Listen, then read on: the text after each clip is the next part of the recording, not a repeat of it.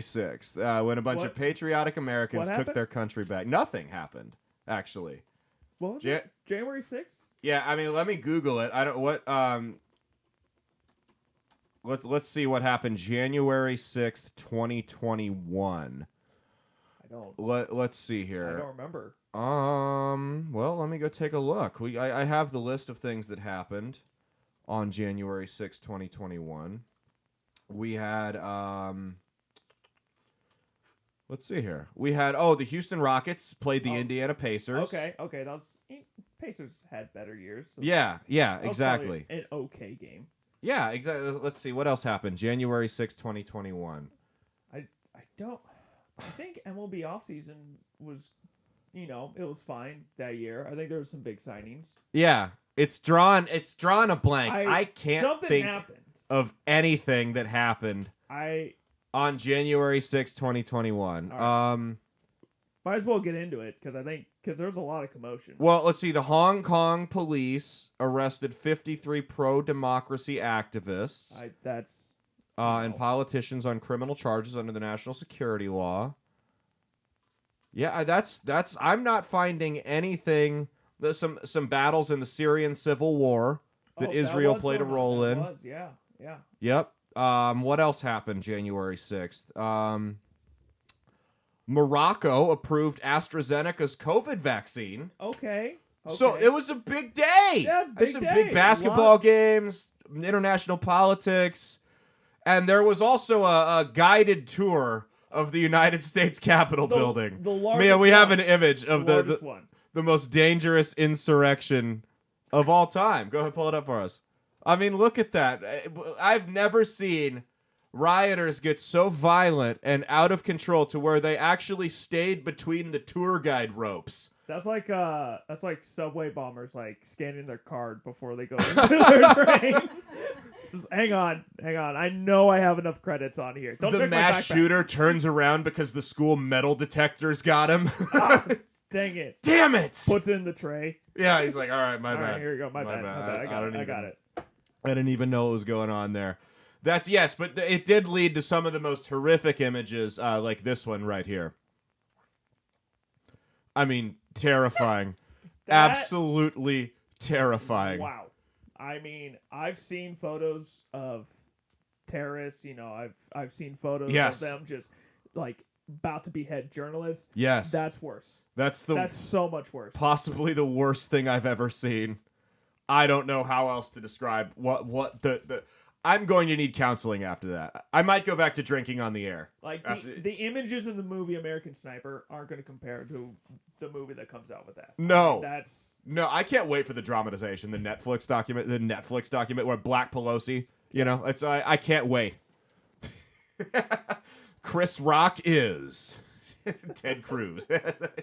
But no, it's it was January 6th. We're doing the January 6th celebration show. We're talking about the worst day in American history. If you ask certain people, go pull this tweet up. This is my favorite one on the 1-year anniversary.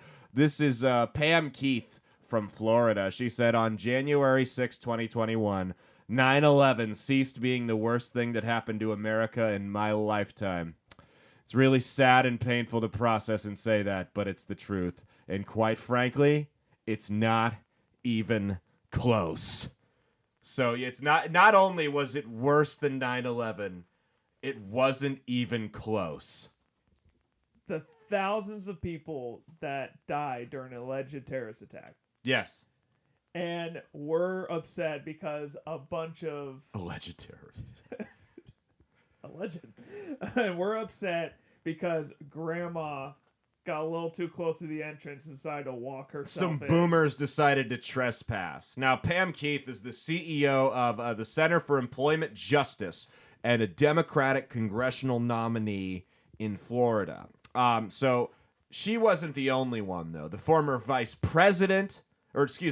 vice president came out and compared it to Pearl Harbor and 9/11 as the worst attack in the history of our country.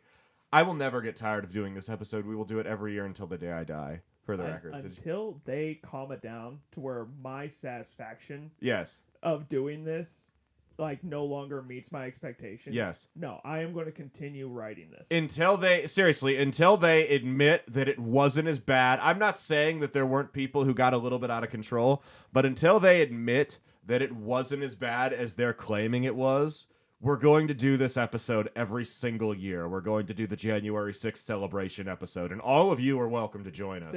There was one tweet I saw, I wish I could find it, where someone was like, the left is mad at how far it went. I'm mad it didn't go far enough. Right.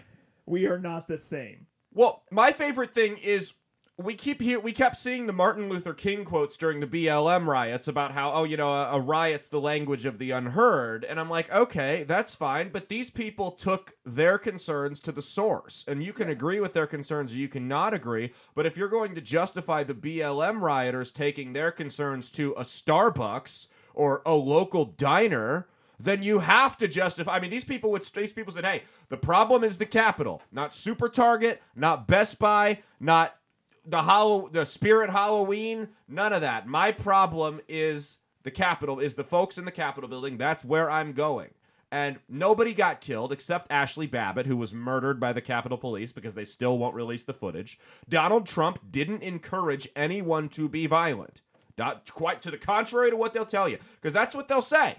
Is people will tell you all the time on the left that Donald Trump incited a riot, he incited an insurrection. He is on video dozens of times throughout the day. He is on Twitter multiple times throughout the day before they kicked him off, saying, go to the Capitol, be peaceful. It is not illegal to tell people to go to a government building and protest. We still pay for that building, despite how they want to make it seem. Do you have a comment? Sorry. That's the thing that like gets me about the left when it came to this, is that they're so mad they desecrate these sacred halls of democracy. The sacred halls of democracy they're having gay butt sex in. Yeah. Which we all know wasn't the first and it won't be the last. No. It'll continue on. No, that will continue. Like as long as Lindsey Graham is in office, it will continue. And besides like the physical gay butt sex, the amount of ass fucking they do by the voting on taxes Absolutely. and everything, you cannot tell me that these sacred halls of democracy have been sacred for who knows how long. Every single day that the criminals and crooks and tyrants that we have elected to office in this country still desecrate those halls, democracy's being shat on as we speak. Well, we're not a democracy, it's a republic. Hero, George Santos. George Santos was the last hope. Ironically, the only one not having gay butt sex in the Capitol building was thrown out. That's the thing, is like they get so mad. They thought that because anyone who was there, doesn't matter, like if you went in, walked in, anyone who's there, the left cries, you're a domestic terrorist. You hate our country. Mm-hmm. This was a this is a fair election. Everything happened, which first of all, we haven't had a fair election since like 1920. All right? Ballot harvesting has been a real thing. Lyndon B. Johnson learned it from FDR. And unfortunately, the Democrats have just managed to perfect it now. I mean, they've been practicing for years. The Democrats are like the Bill Belichick, Tom Brady Patriots firing on all cylinders right now. And whenever they get mad, when it's like you bring up BLM and you bring up the Summer of Love, they get so upset because like, well, this was an actual government building. It's like you were rioting and going through the streets over systemic racism and all these problems. Burning Asian-owned laundromats to the ground. Why? Yeah. Literally happened. I know. Hey, thanks for watching. If you liked what you saw, be sure to click the link in the description to get the full episode on Rumble. If you prefer to listen along, you could actually get us on Spotify, Spreaker, and iHeartRadio. You can also go to www.outlawstreamers.com to learn more about not just my show, but tons of other great shows and all the exciting projects they have coming up. Follow my socials at Caleb Isn't Funny on Twitter and Instagram, at Caleb Salvatore Comedy on the Chinese Spy app that is TikTok, and be sure to like and subscribe to this YouTube channel. Thanks, and we'll see you every Saturday for brand new episodes of That's Based. Peace.